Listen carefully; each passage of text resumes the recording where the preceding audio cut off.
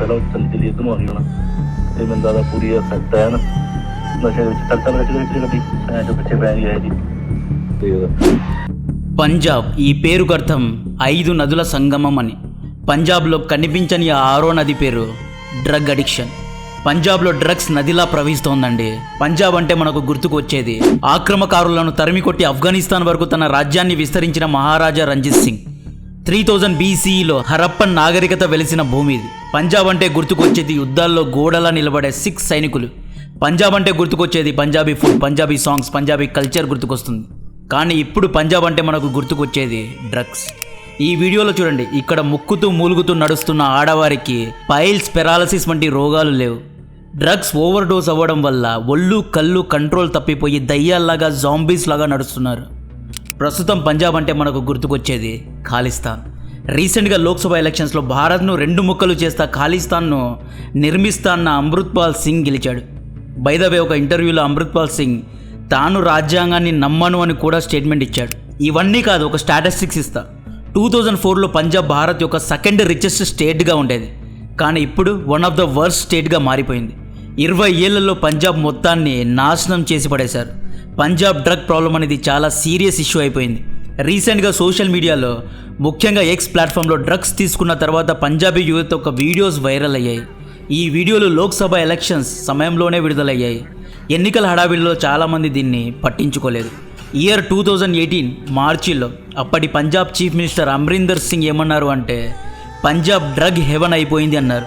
అంటే పంజాబ్ మత్తుకు స్వర్గంలాగా అయిపోయింది, ఇక్కడ ఇల్లీగల్గా అక్రమంగా డ్రగ్స్ను పాకిస్తాన్ సప్లై చేస్తుంది అని స్టేట్మెంట్ ఇచ్చారు. ఆగస్ట్ 2022లో రిలీజ్ అయిన వీడియో ఇది. ఈ వీడియోలో పంజాబ్ పోలీస్ డ్రగ్స్ తీసుకుంటూ పట్టుబడ్డాడు. ఇక్కడ కనిపిస్తున్న పంజాబ్ బార్డర్ డిస్ట్రిక్ట్లోని వీధుల్లో స్ట్రీట్స్లో పబ్లిక్గా డ్రగ్స్ అమ్ముతున్నారు. ఈ డ్రగ్స్ను ఇంజెక్ట్ చేసే ఇంజెక్షన్స్ మార్చకుండా వేసుకోవడం వల్ల పంజాబ్లో HIV వైరస్ స్ప్రెడ్ అయింది. ఇయర్ 2023లో దాదాపు 10,000 కంటే ఎక్కువ కేసెస్ పంజాబ్లో లిస్ట్ అయ్యాయి. ఒక్క లుధియానా డిస్ట్రిక్ట్లోనే దాదాపు 1700 మంది HIV వైరస్ బారిన పడ్డారు. లుధియానాకు చెందిన 20 ఏళ్ల అమ్మాయిని డ్రగ్కు బానిస చేశారు. గెస్ వాట్, డ్రగ్స్ కొనడానికి డబ్బులు లేకపోవడంతో ఈ అమ్మాయి ప్రాస్టిట్యూషన్లో చేరి డబ్బులు సంపాదించి డ్రగ్స్ కొనే పరిస్థితి అక్కడ ఉంది. పంజాబ్ యువత డ్రగ్స్ తీసుకొని జాంబీస్ లాగా మారుతున్నారు. పంజాబ్లోని డ్రగ్స్ సమస్యకు మూల కారణం పాకిస్తాన్ ఇంటెలిజెన్స్ ఏజెన్సీ అయిన ISI. అసలు ఎందుకని పాకిస్తాన్ పంజాబ్లో డ్రగ్స్ను ఇల్లీగల్గా డ్రోన్స్ సహాయంతో సరఫరా చేస్తోంది? పంజాబ్ యువతను మత్తులో ముంచితే పాకిస్తాన్కు వచ్చే లాభం ఏంటి? పంజాబ్ డ్రగ్స్కు, పంజాబ్ రాజకీయాలకు మధ్య ఉన్న సంబంధం ఏంటి? పంజాబ్ డ్రగ్స్కు మరియు ఖాలిస్తాన్ మూమెంట్కు ఉన్న లింక్ ఏంటి? గోల్డెన్ క్రిసెంట్ రూట్ అంటే ఏంటి? ఈ రూట్ ద్వారా డ్రగ్స్ ఎలా సరఫరా అవుతాయి? ఈ డ్రగ్ ప్రాబ్లంను రిజాల్వ్ చేయడానికి ఎటువంటి జాగ్రత్తలు తీసుకోవాలి వంటి విషయాలు డిస్కస్ చేసే ముందు యాజ్ యూజువల్ దయచేసి వీడియోను లైక్ చేయండి, ఛానల్ను సబ్స్క్రైబ్ చేయండి. పంజాబ్లో డ్రగ్ ప్రాబ్లం అనేది బీజేపీ, ఆమ్ ఆద్మీ ప్రభుత్వంలో ఉన్నప్పుడు వచ్చిన సమస్య కాదు, 2003 నుండి ఉంది. పంజాబ్లో ఆమ్ ఆద్మీ పార్టీ ఉంది కాబట్టి ఇలాంటి అలిగేషన్స్ వేస్తున్నారు అనుకోవద్దు. దీని గురించి డీటెయిల్గా రీసెర్చ్ చేశాను కాబట్టే చెబుతున్నా. ఇయర్ 2003లో IPCS అనే ప్లాట్ఫామ్లో నిహార్ రంజన్ గారు drug traffic in Punjab and ISI game plan to revive militancy అనే పేరుతో ఒక డీటెయిల్ ఆర్టికల్ను పబ్లిష్ చేశారు. ఈ ఆర్టికల్లో స్వయానా అప్పటి పంజాబ్ చీఫ్ మినిస్టర్ అమరీందర్ సింగ్ గారు 40% పంజాబీ యువత మత్తుకు బానిసలైపోయారు అన్నారు. ఈ యువత యొక్క వయసు ఇక్కడ చూడొచ్చు. 48% రైతులు, పంజాబీ రైతులు మత్తుకు బానిసలు అయ్యారు అని స్వయానా అప్పటి సీఎం చెబుతున్నారండి. రైతులు కూడా మత్తుకు బానిసైపోయారు. ఇక్కడ యువత బానిసలుగా మారిపోవడం అర్థమవుతుంది. ఎందుకంటే యువతలో ఇటువంటి కార్యక్రమాలు ఎక్కువగా ఉంటాయి. కానీ రైతులు, పొలం పనులు చేసుకునే రైతులు కూడా డ్రగ్ అడిక్ట్స్గా మారిపోయారు. ఈ విషయాలన్నీ స్వయానా సీఎంఏ చెప్తున్నాడు. అప్పట్లో అమరీందర్ సింగ్ గారు కాంగ్రెస్ పార్టీలో ఉండేవారు, ఇప్పుడు ఈయన బీజేపీ పార్టీలో ఉన్నారు. Pakistan intelligence agency 2 mile stones కోసం ఇదంతా చేస్తోంది. ఆ 2 మైల్ స్టోన్స్లో ఒకటి, పంజాబ్లో ఖాలిస్తాన్ తిరుగుబాటును తిరిగి రీస్టార్ట్ చేయడానికి పంజాబీ యువతను మత్తుకు బానిస చేస్తోంది. 1980sలో మీకు గుర్తుంటే భింద్రాన్ వాలే ఆధ్వర్యంలో ఖాలిస్తాన్ మూమెంట్ జరిగింది. 1990sలో ఈ మూమెంట్ తగ్గుముఖం పట్టింది.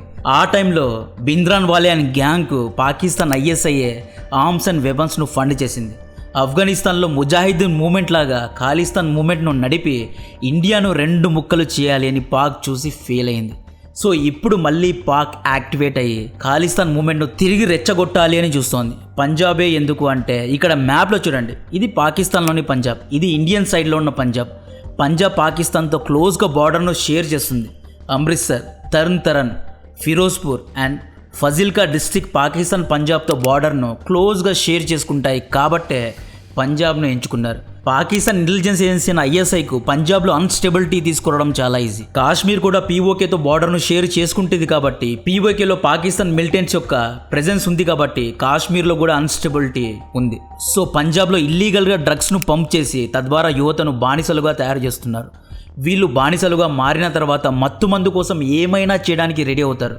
అలా రెడీ అయినప్పుడు వీళ్ళు డ్రగ్స్ ఇస్తాము బదులుగా పంజాబీ పోలీసులపైన దాడి చేయండి, లేదా ప్రభుత్వానికి వ్యతిరేకంగా ప్రొటెస్టులు చేయండి, ఖాళిస్తాన్ జెండా మోయండి అని అన్వాంటెడ్ ఫేవర్స్ను తీసుకుంటారు. వన్స్ బానిసైన వ్యక్తి దానికోసం ఏమైనా చేయగలడు, ఎంతకైనా దిగజారగలడు.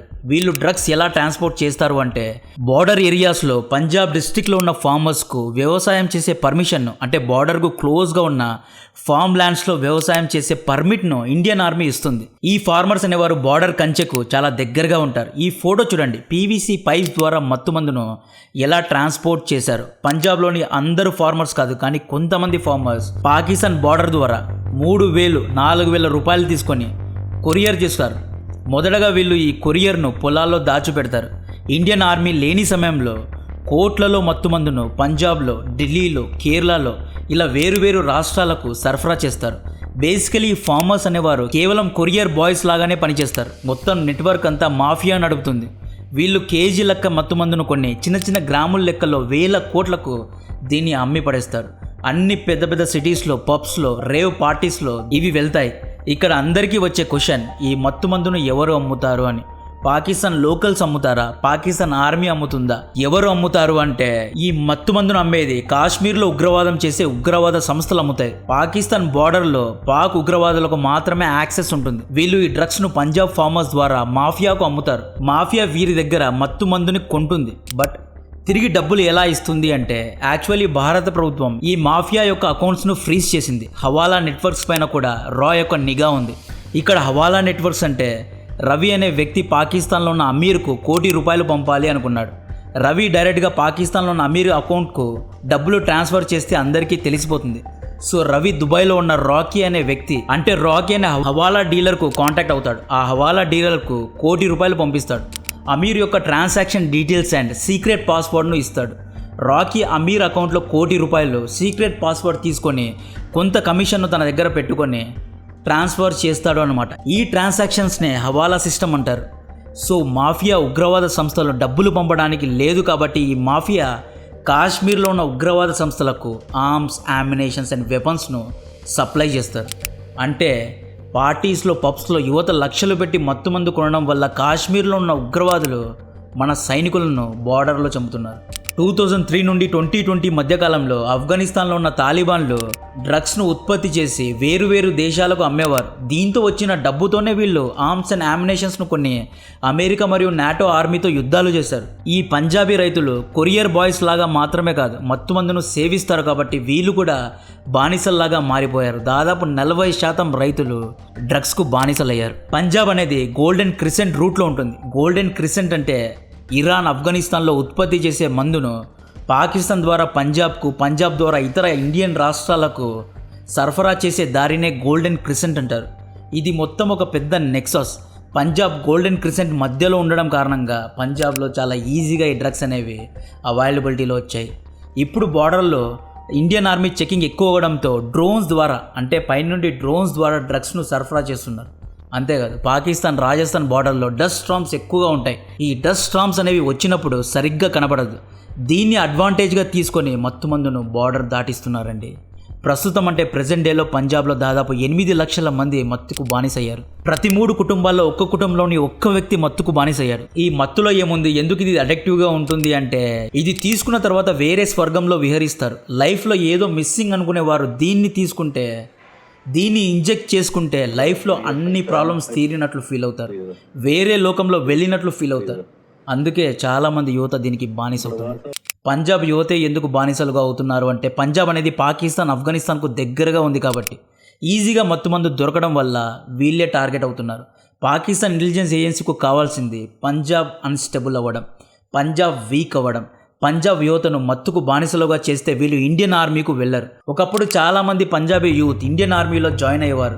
యుద్ధాల్లో ఒక సిక్ 10 మంది పాకిస్తాన్ పందులతో సమానం అనేవారు. డెక్కన్ హెరాల్డ్ రిలీజ్ చేసిన ఈ డేటా చూడండి, 2013 డేటా ఇది. Punjab youth loss interest in armed forces అంటే పంజాబీ యువత ఆర్మీలో జాయిన్ అవ్వడానికి ఇంట్రెస్ట్ను కోల్పోయారు అనే ఆర్టికల్ ఇది. 2010లో 153 మంది ఎయిర్ ఫోర్స్లో భర్తీ అయితే 2012లో కేవలం 65 మంది మాత్రమే భర్తీ అయ్యారు. 2010లో 270 మంది సైలర్స్గా భర్తీ అయితే 2012లో ఈ సంఖ్య 81కి తగ్గింది. దీనికి కారణం మనకు 2013లోనే తెలుసు. ఈ ఆర్టికల్ చూడండి. ఎక్స్పర్ట్స్ ప్రకారం మత్తుకు బానిస అవ్వడం వల్ల యువత ఆర్మీలో భర్తీ కావడానికి ఇంట్రెస్ట్ చూపించడం లేదు అని అప్పుడే చెప్పారు.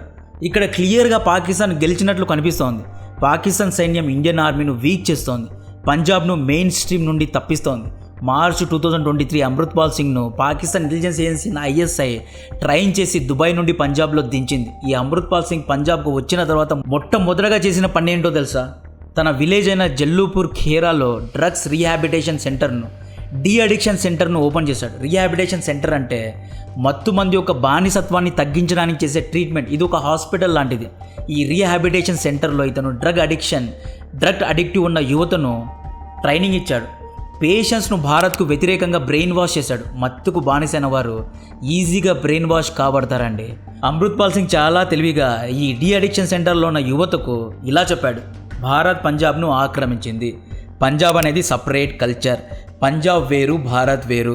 మనం పంజాబ్ను సపరేట్ దేశంగా చేయాలి అని చెప్పి రెచ్చగొట్టి ట్రైనింగ్ ఇచ్చి తన ఉగ్రవాదం కోసం వాడుకున్నాడు. అమృత్పాల్ సింగ్ దగ్గర 7 మంది పర్సనల్ సెక్యూరిటీ గార్డ్స్ ఉండేవారు. ఆ 7 మంది డీ అడిక్షన్ సెంటర్ నుండి వచ్చిన వారే. పంజాబ్లో దాదాపు 340 డీ అడిక్షన్ సెంటర్స్ ఉన్నాయండి. దాదాపు 8 లక్షల యువత మత్తుకు బానిసయ్యారు. ఈ యువతను మంచికి వాడుకుంటే మంచి వాళ్ళు అవుతారు, చెడుకు వాడుకుంటే చెడ్డవారు అవుతారు. పంజాబ్లో అమృత్పాల్ సింగ్ ఆనంద్పూర్ ఖాల్సా ఫౌజ్ అనే ఒక ప్రైవేట్ సైన్యాన్ని నిర్మించాడు. మొన్న జరిగిన లోక్సభ ఎలక్షన్స్లో ఈ అమృత్పాల్ సింగ్ ఖాదూర్ సాహిబ్ లోక్సభ కాన్స్టిట్యుయెన్సీలో పెద్ద మెజారిటీతో 4 లక్షల మెజారిటీతో గెలిచాడు. పంజాబ్ యువతలో చాలామంది గాన్ కేసెసే ఉన్నారు. రేపు వీళ్ళను తప్పుడు పనికి వాడుకునే అవకాశం ఉంది. కాశ్మీర్లో యువత ఎలా రాడికలైజ్ అవుతారు? జిహాద్ పేరుతో, ఇస్లాం పేరుతో అవుతారు. పంజాబ్లో యువతను మత్తు మందుకు బానిస చేసి రాడికలైజ్ చేస్తున్నారు. మత్తు మందు కోసం వీళ్ళు ఏమైనా చేయడానికి రెడీగా ఉన్నారు. ఇక్కడ Aam Aadmi party, Congress party, BJP party అందరూ దీని గురించి కలిసి ఆలోచించండి. పార్లమెంట్లో కొట్లాడకండి. ఎలక్షన్స్ అయిపోయాయి, ఎన్నికల ప్రచారం అయిపోయింది. ఇప్పుడు కూడా మీరంటే మీరు, నేనంటే నేనని కొట్లాడదండి. దీని గురించి డిస్కస్ చేయండి. పంజాబ్ చేయి దాటిపోయింది. 2022 డిసెంబర్లో రజీందర్ సింగ్ కేవలం 29 ఏళ్ళు, బటిండా డిస్టిక్కి చెందినవాడు, డ్రగ్ ఓవర్డోస్ అవ్వడం వల్ల చనిపోయాడు. Guess what? ఇతని ఎల్డర్ బ్రదర్ అంటే ఇతని అన్నయ్య, ఇతని ఏజ్ 32 ఏళ్ళు. ఇతను కూడా మరుసటి రోజే డ్రగ్స్ ఓవర్డోస్ అవ్వడం వల్ల చనిపోయాడు. మీరు న్యూస్ చూస్తే పంజాబ్లోని బటిండాలో వేరు డిస్ట్రిక్ట్లో డ్రగ్స్ ఓవర్డోస్ అవ్వడం వల్ల ఎంతోమంది యువత చనిపోయిన న్యూస్ యొక్క ఎన్నో ఆర్టికల్స్ ఉంటాయి. ఒక జనరేషన్ను పాకిస్తాన్ బానిసల్లాగా మార్చి కాశ్మీర్తో పాటు పంజాబ్ను కూడా పూర్తిగా అన్స్టేబుల్ చేయాలని చూస్తోంది. మీరు ఇప్పుడు చూసుకోండి, ఎక్కడ ప్రొటెస్టులు జరిగినా పంజాబీలు మొదటగా వస్తారు. ట్రాక్టర్లలో, BMWలో పెద్ద కార్లు వేసుకొని ఎలాగైనా వస్తారు, ప్రొటెస్ట్ చేస్తారు, వెళ్ళిపోతారు. ఎందుకు వస్తున్నారు? వీళ్ళకి వేరే ఉద్యోగం లేదా? వీళ్ళెందుకు అన్ని ట్రక్ ప్రొటెస్ట్కి, ఫార్మర్ ప్రొటెస్ట్కి, ఏ బిల్ ప్రొటెస్ట్కైనా వీళ్ళే ఎందుకు వస్తున్నారు? వీళ్ళంతా ఖాళీగా ఉన్నారా? ఎందుకు వస్తున్నారంటే మీరు ఆలోచించండి. ఈ డేటా మొత్తం ఒకసారి చూడండి. ఇంతకుముందు చెప్పా కదా, 2004లో పంజాబ్ భారత్లో సెకండ్ రిచెస్ట్ స్టేట్గా ఉండేది. 2004 తర్వాత ఎప్పుడైతే డ్రగ్స్ను ఇండ్యూస్ చేశారో దాని తర్వాత ఫుల్గా పంజాబ్ అనేది ఫెయిల్ అయిపోయింది. ప్రస్తుతం Punjab one of the last 5 worst state of India. Punjab అనేది మన చెయ్యి దాటిపోయింది. ఈ కంటెంట్ మీకు నచ్చిందా? నచ్చితే వీడియోను లైక్ చేయండి, ఛానల్ను సబ్స్క్రైబ్ చేయండి. దయచేసి ఎంతమందికి వీలైతే అంతమందికి షేర్ చేయండి. జై హింద్.